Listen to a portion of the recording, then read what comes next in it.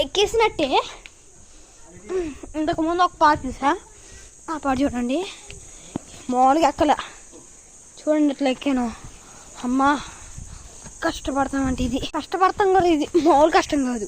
ఇప్పుడు చూడండి ఒకసారి సౌండ్ చేస్తున్నాయి కిచ్చు కిచ్చు.